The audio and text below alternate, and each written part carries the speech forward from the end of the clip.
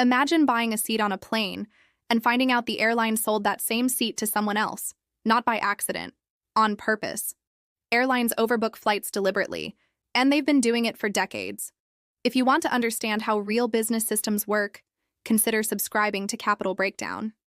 Because today we're not blaming airlines, we're studying incentives. Here's the simple truth. Not everyone shows up for their flight. Some passengers cancel late, some miss connections, some simply don't arrive at the gate. Empty seats are lost revenue. Once a plane takes off, that unsold seat can never be sold again. Airlines operate on thin profit margins.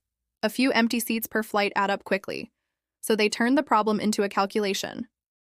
Using historical data, airlines estimate how many passengers typically fail to show up. It's not a guess, it's probability modeling.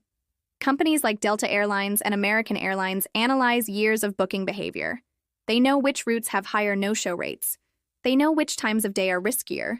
They even factor in weather patterns and business travel trends. Then they sell slightly more tickets than seats available. Most of the time, the math works. A few people don't show up. The plane leaves full. Revenue is maximized. But sometimes, everyone shows up. That's when you hear the announcement asking for volunteers. Notice something important. They don't start by forcing people off the plane. They offer compensation, travel vouchers, cash payments, hotel stays. Why?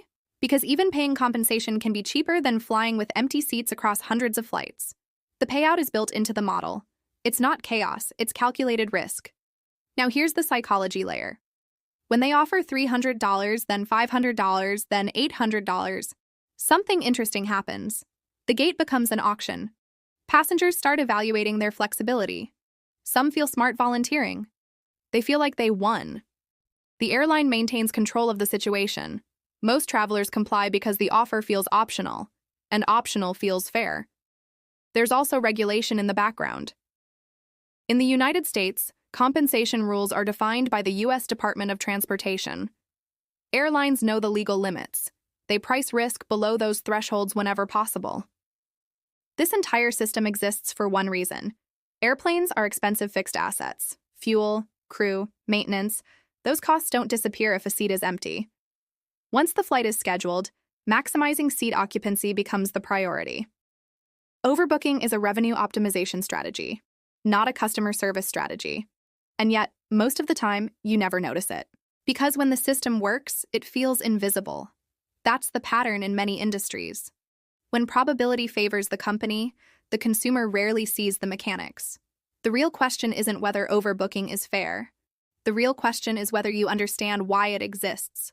Airlines aren't hoping for chaos, they're managing averages, and averages are profitable. Next time you hear, "This flight is fully booked," remember it might actually be overbooked. At Capital Breakdown, we don't attack companies.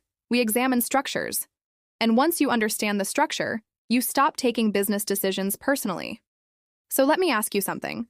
If you were running a multi-billion-dollar airline and data told you overbooking increased profits with manageable risk, would you choose differently?